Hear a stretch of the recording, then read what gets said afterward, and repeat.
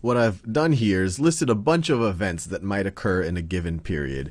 And what I want to think about in this video is how, if at all, they might be accounted for in GDP, especially in this expenditure view of GDP. And I encourage you to pause this video and try it out yourself. See how, if each of these events happen in the period for which we were trying to calculate GDP, how would they be accounted for according to the buckets we thought about, the composition of the expenditure view of GDP. So now I'm assuming that you have unpaused, you've tried it yourself, so let's try to go through it. So Khan Academy. Khan Academy is a firm. It's a not-for-profit firm. No one really owns Khan Academy. I guess the society owns Khan Academy, but it is a firm. So Khan Academy employs a software engineer and pays them $100,000. Well, this is a firm making the expenditure, and arguably and even conceptually this also is an investment, because this $100,000 is going to be used to develop code that has future benefit. So this is going to be the investment category. Let me do it in that same colors. So I investment is going to get plus $100,000. In general, the spending by firms goes into investment. Now let's look at the second scenario. Accenture, which is another firm, and this is a for-profit firm, earns $10 million, or maybe I should say gets $10 million in revenue. $10 million in revenue, just to be clear what we're talking about, gets $10 million in revenue by building a new IT system for California. And the important thing to think about, you might say, oh, okay, wait, this is okay. Accenture is a firm, but California is clearly the government. So how do you account for this? And it's the expenditure view of GDP. So in this situation, California is spending $10 million in the period for a new IT system. So this is going to be government. The government category is going to be increased by 10 million because of this expenditure.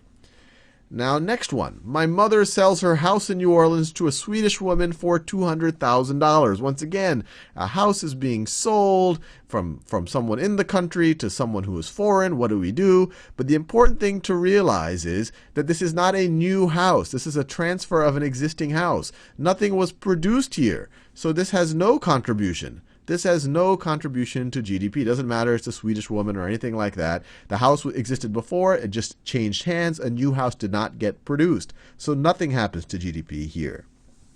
Next one. And I'm assuming that I'm here, sitting here in Mountain View, California, American citizen. I buy a Japanese-made lawnmower for $200. Now this one is interesting. Because if you think about it theoretically, nothing was produced in the United States, so nothing should be added to GDP on a net-net basis. And we'll see that that is actually the case, but it's going to show up by adding to consumption and then taking away from net exports. So two things are going to happen here. We'll say, okay, Sal is an American consumer. If we just look at how much more he spent $200 more, so it's going to be added there. But then we're going to take it out of net exports. So net exports, let me do it in that same green color. Net exports, everything else is neutral. So in this thing right over here, there was no foreign purchases, but there is me buying a foreign product, and let me subtract that out. So I'm going to subtract out $200 right over there. So net exports will be lower by $200 because essentially this was a $200 import, and that completely cancels out the $200 increase in consumption. And so this will have zero net effect on GDP. These two terms will cancel out. Now, I buy a new home in California for $500,000.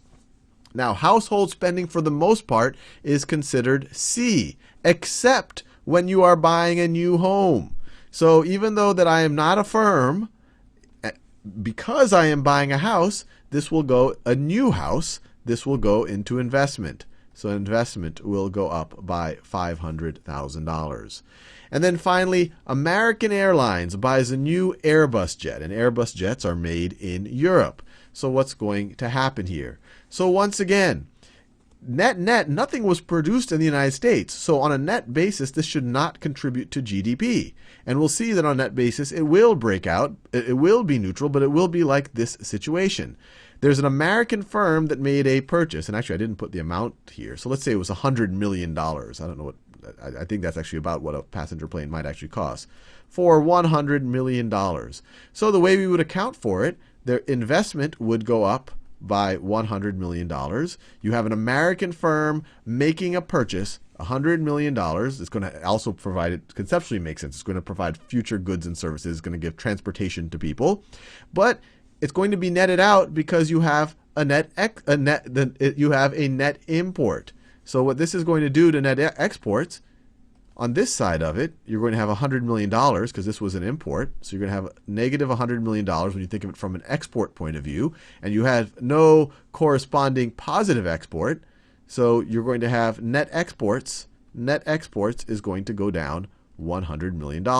This was a net import of $100 million, so it makes sense that net exports would go down. It would be negative net exports. And these two, once again, are going to cancel out with each other so that you have no net GDP, which makes sense because this plane was not produced in the United States.